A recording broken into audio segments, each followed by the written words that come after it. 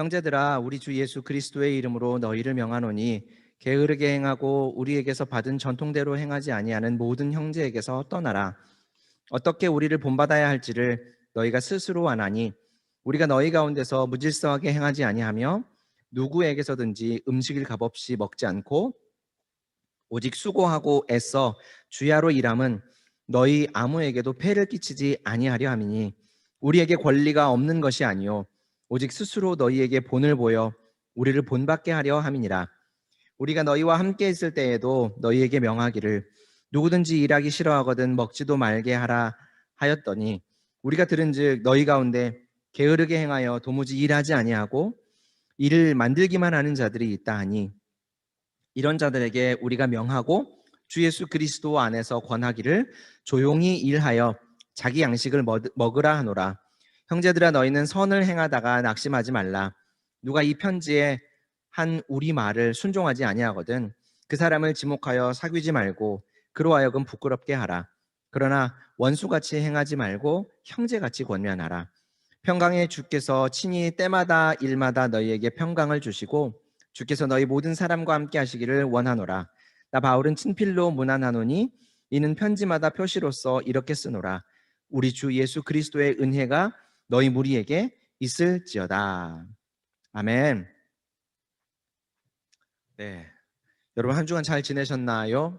낮에는 날씨가 되게 햇살이 따사롭다가도 저녁이 되거나 새벽 아침 이른 시간이 되면 쌀쌀하니까 여러분들 감기 각별히 조심하시기를 바랍니다. 우리가 오늘 살펴보는 데살로니가 후서는 굉장히 짧은 책이에요. 석장으로 되어 있고 또 47절밖에 되지 않는 굉장히 짧은 책인데 그래서 읽기도 좋고 또 여러분과 나누려고 하나님의 은혜를 나누려고 설교 준비를 하기에도 참 좋았어요. 그래서 여러분들에게 설교를 시작하면서 한 가지 제안을 좀 해보려고 해요. 이 47절밖에 안 되는 성경이기 때문에 데살로니가 후서를 처음부터 마지막까지 1장 1절부터 3장 18절까지 쭉 한번 다 읽고 예배가 끝나고 나서요. 예배 중간에 읽으면 안 돼요. 예배가 끝나고 나서 다 읽고 나서 저에게 메시지를 보내주시면 지금 나가는 것처럼 다 읽었습니다. 그리고 나서 여러분들이 성경 읽은 구절 중에 가장 인상 깊었던 구절 한 구절을 이렇게 써서 저에게 메시지로 보내주시면 메시지 보내주신 친구들에게 소정의 선물을 드리도록 하겠습니다. 자, 제가 예전에 일하던 교회에서는 매년 연말이 되면 불우한 이웃에게 쌀을 나눠주는 행사를 했었어요. 하루 이틀 사이에 거의 1000포 이상 되는 엄청난 양의 쌀을 나누어 준 걸로 기억하는데 여럿이서 같이 이렇게 하다 보니까 일하기에는 그렇게 불편하진 않았지만 그래도 굉장히 힘든 일이었었어요. 그때 참 여러 가지 경험을 했는데 교회 성도님들과 믿지 않는 우리 이웃들, 교회 주변의 이웃들을 찾아가서 쌀을 전달을 했었어요. 근데 쌀을 가지고 가서 전달을 하면 웃으면서 아우 감사합니다. 이렇게 말이라도 복 받으세요. 이렇게 얘기하면서 되게 반갑게 맞아주시고 또 이렇게 우리에게 극진한 대우를 해주시는 분들이 있었어요. 음료수도 주시는 분들이 있고 물론 그걸 바라고 간 건 아니고 사실 음료수나 이런 것들을 주시는 걸 받지도 않았지만 저희들에게 굉장히 잘 대해주시는 분들, 잘 응대해 주시는 분들이 있었어요. 그분들을 보면 굉장히 마음이 따뜻하고 보람을 느끼기도 했었어요. 근데 그 중에 참 안타까운 분들도 덜어 있더라고요. 한 분은 제가 집에 안 계셔서 전화를 했었어요. 그랬더니 집 앞에 두고 가세요 라고 얘기하고 그냥 전화를 되게 냉정하게 탁 끊으시더라고요. 또 어떤 분은 저희가 쌀을 한 포씩 이렇게 나눠드리는 걸로 준비를 했는데 한 포 더 달라고 막 떼를 쓰시는 거예요. 그래서 그렇게는 할 수가 없다고, 죄송하다고, 다른 분들에게 또 돌아가야 되기 때문에 그렇게 할 수는 없다고 했더니 대뜸 화를 내시면서 작년에도 내가 한 포 갖고는 부족하다고 2포 달라고 했더니 올해는 줄 것처럼 하더니 올해도 안 준다고 막 되게 막 화를 내시고 막 고함을 지르시더라고요. 그런 분을 만나면 정말 속상하다 못해 막 화가 막 치밀어 오르죠. 여기서 이렇게 막 어떡하지? 뭐 이런 생각이 들죠. 어떻게 해야 될까? 그런 분들을 만나면 어떻게 해야 될까요? 사랑해줘야죠. 두말할 것 없이 사랑해줘야 됩니다. 그렇죠? 어, 진짜 사랑해줘야죠. 그렇죠? 사랑해줘야죠. 근데 여러분, 사랑이 뭘까 한번 생각해 봐요. 그냥 해달라는 대로 다 해주고 무조건 다 덮어주고 이런 것이 사랑일까? 막무가내로 맥락 없이 막 막대하고 막말하고 그런 사람들도 그냥 다 받아주고 그 앞에서 굽신굽신하면서 괜찮다고 아니라고 막 이렇게 얘기하는 것, 그것이 사랑일까? 결코 그렇진 않을 거예요. 성경이 말하는 사랑, 포용, 이해 이런 것들은 그런 모습은 아닙니다. 오늘 본문에서 바울이 말하는 사랑도 그렇지 않아요. 우리 주님께서도 잘못된 것에 대해서 분노하시고 또 서기관과 바리새인들에게 맞서서 논쟁하시고 격렬하게 논쟁하시고 때로는 험한 말로 그들을 꾸짖고 비판하셨던 것을 보면 분명 그냥 모든 것을 다 그냥 아무 말 없이 덮어주는 것, 잘했다고 말해주는 것이 사랑이라고 말할 수는 없을 거예요. 그렇다면 성경이 말하는 사랑이 어떤 모습인지 오늘 본문을 통해 우리가 깨닫고 하나님의 온전한 사랑을 더 알고 누릴 수 있기를 바랍니다. 오늘 본문을 읽어보면 바울이 편지를 보낸 데살로니가 교회가 사도행전에서 보았던 초대교회처럼 서로 소유를 나누고 자기가 가지고 있던 재산을 막 나누고 공동으로 생활을 했던 아름다운 모습을 보게 됩니다. 사실 교회가 아니면 어느 누가 이런 모습으로 살아갈 수 있을까? 자기가 가지고 있는 재산을, 자기가 피땀 흘려 번 돈을 다른 사람들과 아무런 대가 없이 아무런 조건이나 다른 것 없이 그냥 막 나눌 수 있을까? 그렇죠. 얼마 전에 제가 사실 뉴스에서 선한 영향력 가게라는 그 운동을 하는, 운동이라고 해야겠죠. 운동을 하는 분을 봤어요. 대표라고 하는 분인데 뉴스 앵커가 그 대표님에게 그런 얘기를 하는 거예요. 선한 영향력 가게 사장님들이 하시는 일이, 그리고 대표님이 하시는 일이 지방자치단체나 정부가 해야 하는 일이고 정치인들이나 공무원들이 해야 하는 일인데 그게 잘 안 돼서 안타까운 실정이다. 근데 정말 사장님이, 대표님이 그 일을 하고 계신 것 같아서 너무 대단해 보이고 너무 감사하다. 이런 얘기를 하더라고요. 근데 그런 아름다운 모습이 주변의 사람들에게 감동이 되어서 함께하는 이들이 더 갈수록 많아지고 또 그래서 우리 주변에 어려운 사람들이 그 선한 영향력 가게는 특별히 결식아동, 식사를 하지 못하는 학생들에게 무료로 음식을 나누어 주는, 밥을 주는 그런 운동인데 그런 이들이 참 많아지면 좋을 것 같아요. 근데 한편으로 그 뉴스를 보면서 안타까운 마음이 들었던 것은 뭐냐면 하나님의 사랑과 하나님의 말씀을 알지 못하는 분들도 그렇게 하는데 왜 하나님의 사랑과 하나님의 말씀과 하나님의 나라를 알고 있는 우리는 그렇게 하지 못할까 하는 안타까운 마음, 자괴감 같은 것들이 굉장히 들었었어요. 오늘 말씀을 통해 보는 데살로니가의 교회의 모습은 어떤가? 자기의 소유, 자기 재산을 남들과 대가 없이 아낌없이 나누었대요. 태어나면서부터 금수저여가지고 돈이 뭐 재산이 뭐 죽을 때까지 써도 못 쓸 만큼 한 1,000억쯤이 있다고 얘기해 봅시다. 그러면 그렇게 부자인 사람들은 어, 돈을 많이 가지고 있으니까 돈 걱정 없이 살 수 있으니까 이렇게 우리가 오늘 성경에서 보는 것처럼 데살로니가 교회의 성도들이나 또 우리가 사도행전에서 처음 보는 것처럼 초대교회의 사람들처럼 그렇게 돈을 아낌없이 다른 사람들과 나누면서 살 수 있을까? 그러지 않을 것 같아요. 왜냐하면 우리 주변에서 부자들이 정말로 다른 사람들을 위해서 돈을 많이 쓰는가? 부자가 더 많이 기부하고 사회적인 어떤 책임 이런 것들을 다 하고 있는가라고 하는 것을 생각해 보면 그런 사람들이 거의 찾아보기 힘들다라는 것을 보면 분명히 부자여서 그것을 많이 나눌 수 있는, 자기 재산을 나눌 수 있다라고 말할 수 없는 것 같아요. 마찬가지로 내가 피땀 흘려서 번 돈을 다른 일을 위해서 내놓는다라고 하는 것도 사실 굉장히 쉬운 일은 아닐 거라고 생각해요. 어쩌면 원래 가지고 있던 그냥 물려받은 힘들게 벌지 않은 그런 돈을 나누는 것보다 정말 피땀 흘려서 수고해서 어렵게 모은 돈을 나누는 것은 더 쉬운 일이 아닐 거라는 생각을 해봅니다. 그런데 우리는 우리가 가진 것을 나누어 주는 삶을 살아야만 하는 사람이에요.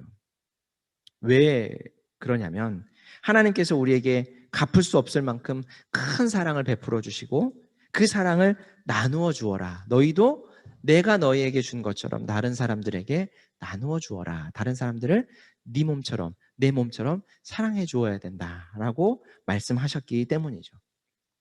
하나님께서 우리에게 베푸신 큰 사랑이 무엇일까? 바로 예수님을 통해 우리의 모든 죄를 사하신 거죠. 그 사랑은 하나님이 아니면 그 누구도 할 수 없는 것이기 때문에 그 무엇으로도 그 사랑을 갚을 수가 없어요. 그래서 하나님이 우리를 얼마나 사랑하시는지, 우리를 위해 희생하신 사랑이 얼마나 큰지 그것을 성경을 통해 알게 된다면 아마 우리도 분명히 다른 이들을 사랑하지 않고는 견딜 수 없는 모습으로 조금씩 변화될 것이 분명해요. 자, 그런데 사랑하는 마음으로, 아주 선한 마음으로 다른 사람을 도울 때 마음 따뜻한 일만 생기고 보람찬 일만 경험하면 참 좋을 텐데 그런 일만 일어나지 않는다라는 게 문제죠.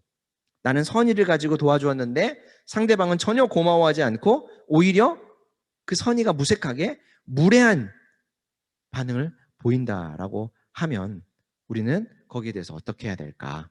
오늘 본문 13절부터 15절 말씀을 한번 읽어볼게요. 형제들아 너희는 선을 행하다가 낙심하지 말라. 누가 이 편지에 한 우리 말을 순종하지 아니하거든 그 사람을 지목하여 사귀지 말고 그로 하여금 부끄럽게 하라. 그러나 원수와 같이 생각하지 말고 형제같이 권면하라. 어떻게 해야 된다고 말합니까? 우선 우리가 선을 행하면서 낙심하지 말아야 된다 이렇게 얘기하죠. 착한 일을 할 때 마음 상하지 말고 상처받지 말라는 거예요. 주저주저 하지 말라는 거예요. 상대방의 반응 때문에 그것을 멈추지 말라는 거죠. 왜 그렇게 할까? 우리가 착하게 행동할 때 다른 사람들이 우리의 마음, 모든 다른 사람들이 우리의 마음을 다 알아줘서 똑같이 좋은 반응을 하고 우리가 보람을 느낄 수 있도록 따뜻하게 느낄 수 있도록 좋은 반응을 해주면 좋으련만 별로 그런 일이 없다는 거예요.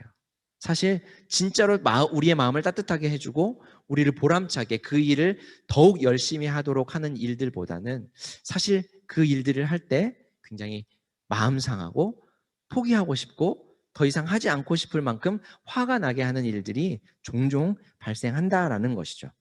그러면 어떡할까? 저렇게 무례한 사람한테는 사랑이고 도움이고 다 필요 없어. 안 해. 이렇게 포기하지 말고 그때에도 사랑하기로 마음먹고 결정한 것을 절대 멈추지 말라는 거예요. 왜 그럴까? 어떻게 그럴 수 있을까? 우리 하나님께서 우리에게 그렇게 대해 주셨기 때문이라고 성경은 우리에게 말합니다. 시편 89편을 말씀을 한번 읽어볼게요. 제가 화면에 보면 여러분들과 함께 같이 읽어보도록 하겠습니다. 시편 89편이에요. 시작. 내 율례를 깨뜨리며 내 계명을 지키지 아니하면 그러나 나의 인자함을 그에게서 다 거두지는 아니하며 나의 성실함도 패하지 아니하며 내 언약을 깨뜨리지 아니하고 내 입술에서 낸 것은 변하지 아니하리로다. 내가 나의 거룩함으로 한 번 맹세하였은즉 다윗에게 거짓말을 하지 아니할 것이라. 그의 후손이 장구하고 그의 왕위는 해같이 내 앞에 항상 있으며 또 궁창의 확실한 증인인 달같이 영원히 견고하게 되리라 하셨도다. 우리를 향한 하나님의 사랑이 어떻대요?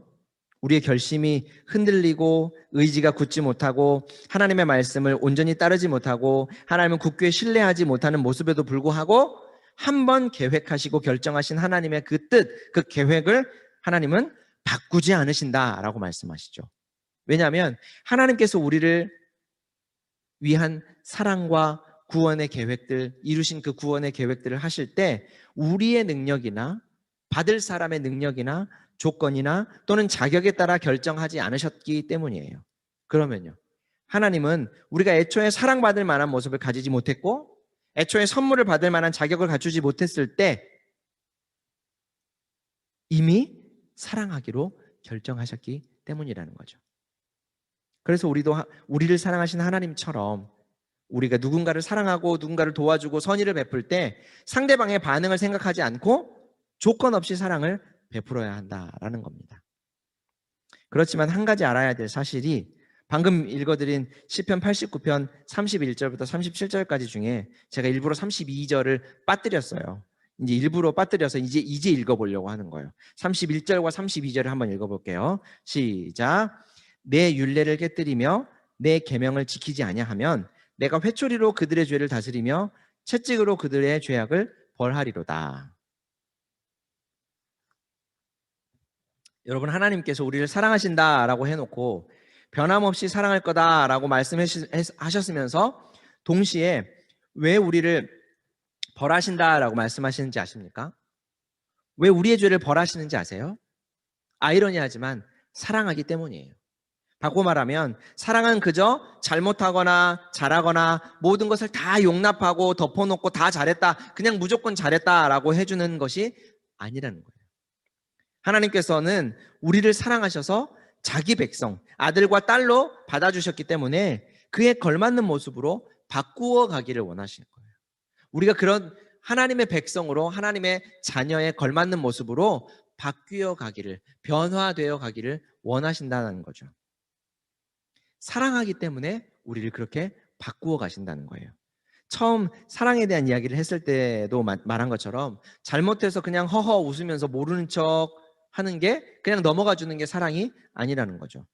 옳지 못한 것은 옳지 못하다고 말하고 잘못된 것은 고치도록 도와주는 것이 정말 사랑이라는 겁니다.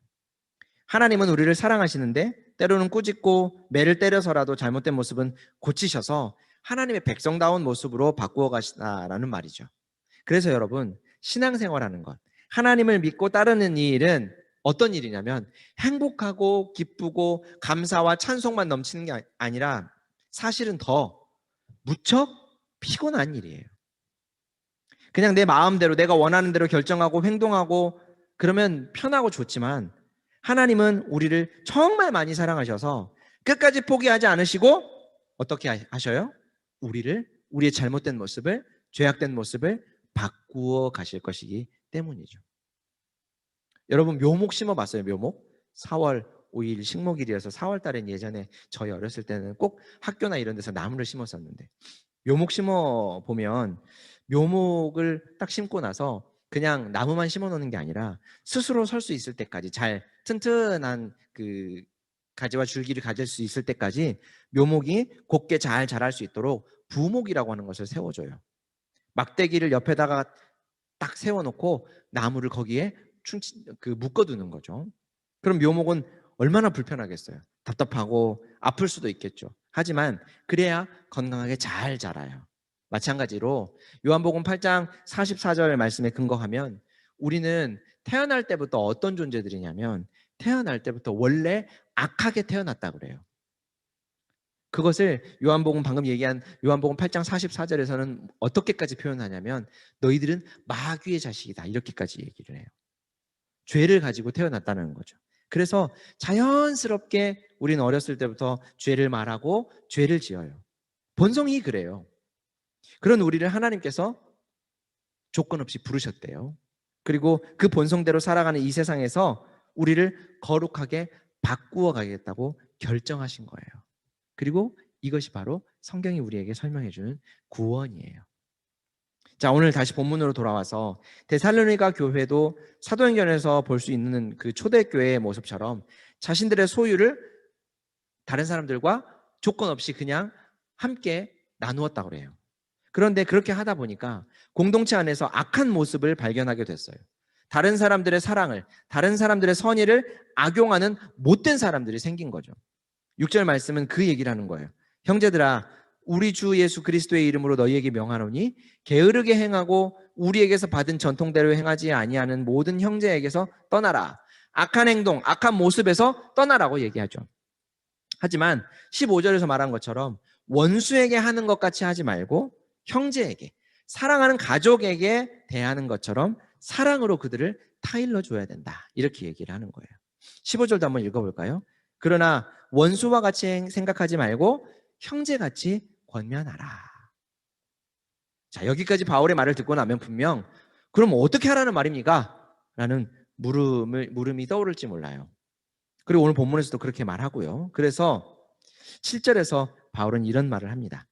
어떻게 우리를 본받아야 할지를 너희가 스스로 아나니 우리가 너희 가운데서 무질서하게 행하지 아니하며 누구에게서든지 음식을 값없이 먹지 않고 오직 수고하고 애써서 주야로 일함은 너희 아무에게도 폐를 끼치지 아니하려 함이니 우리에게 권리가 없는 것이 아니요 오직 스스로 너희에게 본을 보여 우리를 본받게 하려 함이라. 바울과 그 일행들은 데살로니가 지역에서 생활을 할 때, 복음을 전하고 그들과 함께 생활할 때 그 지역 사람들에게 복음을 전하면서 교회로 모이게 된 사람들이 마음의 시험을 받지 않도록 하기 위해서 생활비도 그들에게 받지 않고 지원을 받지 않고 스스로 돈을 벌어가면서 교회 일을 했던 거 봐요. 그리고 자신들의 그런 모습을 본 데살로니가 교회 사람들도 그렇게 하기를 바랐던 거죠. 바울의 이런 모습을 알고 있던 사람들에게 어떻게 해야 할지 다시 한번 바울은 주지시켜 주고 있는 거예요. 우리가 너희 가운데서 살 때, 생활할 때 우리가 했던 모습들, 우리가 보여줬던 모습들, 우리가 너희에게 본으로 보여줬던 그 모습들을 너희들이 똑같이 해야 할 것 아니냐, 이렇게 얘기하고 있는 거죠. 한 가지 재밌는 거는 사도행전이나 바울의 편지들을 읽어보면요, 바울이 우리가 생각하는 것처럼 그렇게 좀 인자하고 또 성격이 좀 둥글둥글하고 말랑말랑한 그런 사람이 아니에요. 그래서 아마도 바울은 이 구절을 적으면서 아마 이렇게 얘기했을지 몰라요. 이를 꽉 물고요, 화를 막 삭히면서 내가 예전에 너희들에게 보여준 모습 다 기억하지? 응? 알면서 안 하면 진짜 나쁜 거다. 이렇게 얘기하고 있는지 몰라요. 자, 그리고 10절부터 12절 말씀을 읽어보면 바울의 아주 강력한 말투가 이를 더 확실하게 가르쳐 줍니다. 우리가 너희와 함께 있을 때에도 너희에게 명하기를 누구든지 일하기 싫어하거든 먹지도 말게 하라 하였더니 우리가 들은즉 너희 가운데 게으르게 행하여 도무지 일하지 아니하고 일을 만들기만 하는 자들이 있다 하더라. 이런 자들에게 우리가 명하고 주 예수 그리스도 안에서 권하기를 조용히 일하여 자기 양식을 먹으라 하노라. 누구든지 일하기 싫어하거든 먹지도 말게 하라. 그리고 선의로 사랑을 베푸는 이들을 악용하는 이들이 계속해서 악용하지 못하도록, 그래서 성도들이 마음 상하도록 가만히 두지 말고 주 예수 그리스도 안에서 권면해라, 타일러라. 어떻게 해요? 너희 스스로 일하여 너희가 먹을 것은 너희들이 벌어라. 자기 먹을 건 스스로 일해서 벌어라. 아무것도 하지 않으면서 남의 것을 받아 먹으려고 하는 악한 생각을, 악한 행동을 멈춰라. 이런 거죠. 자, 사랑하는 여러분, 우리는 오늘 본문에서 만나는 이 두 부류의 사람, 그러니까 선을 행하는 사람의 입장일 수도 있고요, 또 우리의 잘못으로 다른 사람의 마음을 상하게 하는 사람의 입장이 될 수도 있어요. 먼저 선을 행하는 입장에 있을 때는 그저 사랑이라는 말만으로 넘기려 하지 말고 정말 사랑한다면 형제같이 가족에게 하듯이 사랑으로 타일러야 해요. 그것이 정말 사랑이에요. 그리고 종종 그 반대의 입장이 되었을 때 교회가 뭐 이래? 선생님이 뭔데? 목사님이 뭔데? 왜 자꾸 나한테 이래라 저래라 하냐? 라고 하지 말고 나를 사랑해서 나를 하나님의 백성다운 모습으로 변화시키려고 하는 하나님의 계획 가운데 내가 지금 걸어가고 있다라고 하는 것을 기억하시기를 바라요. 그럴 때 우리 예수님의 은혜가 우리 가운데 풍성해질 것입니다. 우리 안에 우리 하나님의 은혜와 사랑이, 그리고 사랑하는 우리 형제, 자매, 선생님과 학생, 우리 하나님 안에서 모두가 이 은혜와 사랑을 풍성하게 나눌 수 있기를 바랍니다. 기도하겠습니다.